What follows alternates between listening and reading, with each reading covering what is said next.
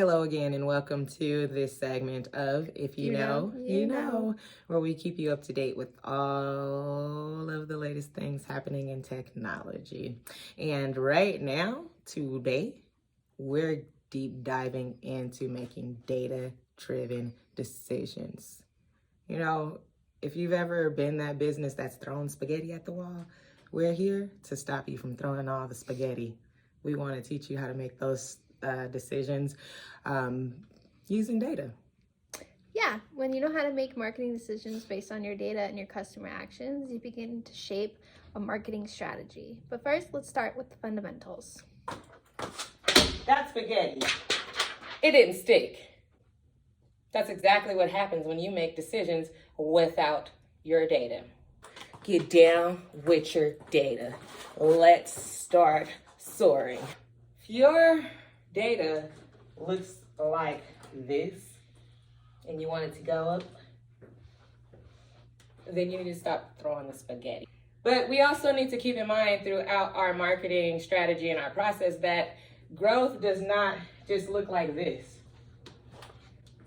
Growth for your business and your stats, keywords, content on social, it should look like this. You know, you might have some drops in your data at some point and it'll go back up, but your data should never look like this or just flat out like this. This insight data is called Key Performance Indicators, or KPI for short. A couple of the KPIs that you should keep a close eye on, maybe make a report for and GA for, is total website visits, unique visitors, page views, bounce rate, and average session duration. These are mostly user data, which is really important because it shows how your users are interacting on your website. Now, we spoke a lot about KPIs for your website, but your website is not the only platform that you are marketing on and that you should be making data-driven decisions for. Now, you should know this too. All you guys out here on social land and out here tracking data, what are the KPIs that you should be tracking when it comes to social? A lot of people think that likes really matter. Likes are amazing, but who's actually engaging with the content that you are posting? People who are tagging and adding someone else on your content, all those types of engagements are amazing.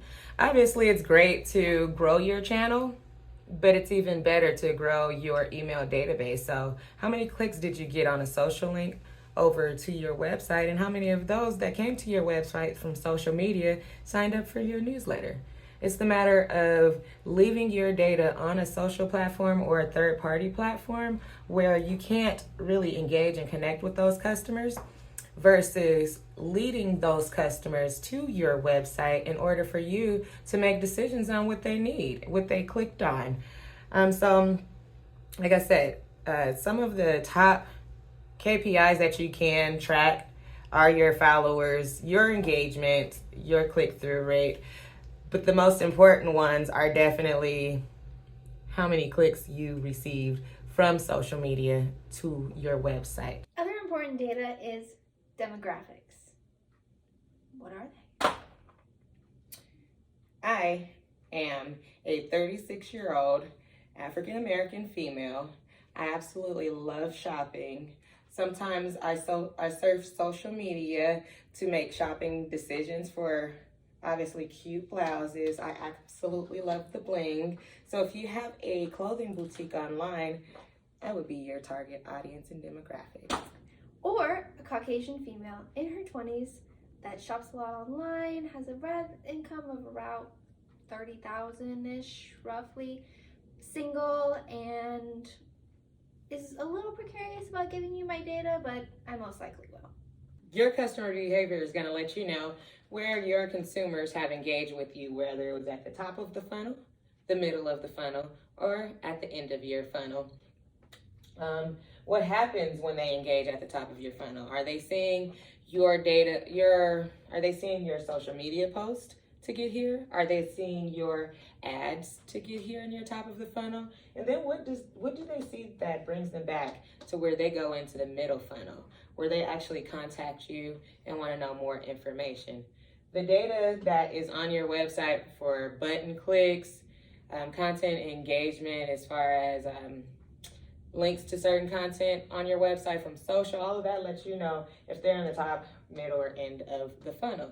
And then if they actually make a purchase with you in the funnel. Middle of funnel might be they've added something to the cart on your website and they didn't check out. That's your cue to go into your email systems and start notifying people and saying, hey, you forgot to check out. You're forgetting something in your shopping cart.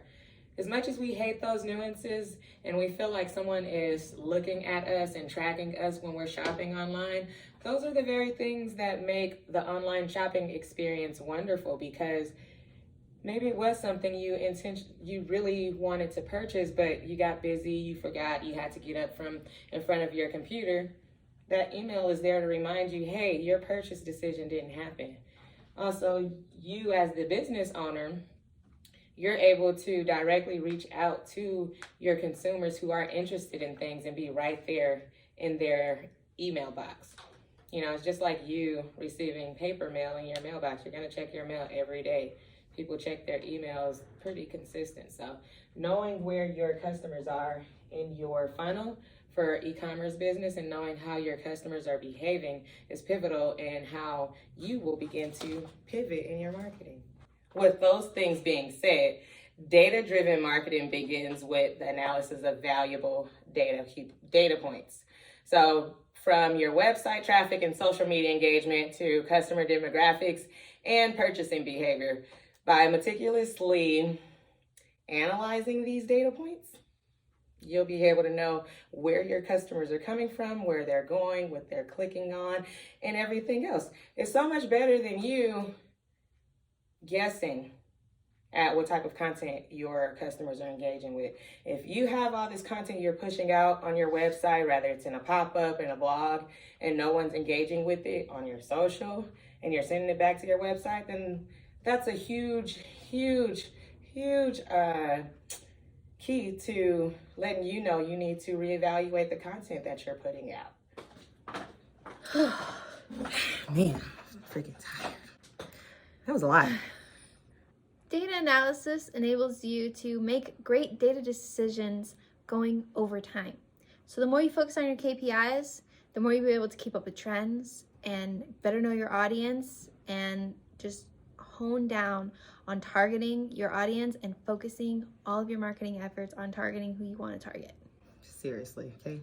Because in essence, data analysis is not just about having all these pretty charts and crunching numbers. It's actually digging beneath all of this data. It's so much data, and looking at the data that's important to you and your goals, and then using that data, leveraging it to drive traffic through your strategy. So rather it's changing your content, rather it is adjusting the visuals that you're putting out or the frequency and time frame, that data allows you to navigate how your customers are navigating you and your online ecosystem. By aligning your marketing initiatives with your data, it will totally transform your strategies, and by learning your data, it'll help shape you and help you know what marketing initiatives you should push that may look different for your business. Yes. Well, if you know, you know. That's all for today's episode. You guys need to stay in tune, stay engaged, keep an eye out for the next episode, and don't, worry about your data going down. Just keep on swimming. Just keep swimming, and eventually that data is gonna start going up. Until next time, take care and happy content creation. Bye.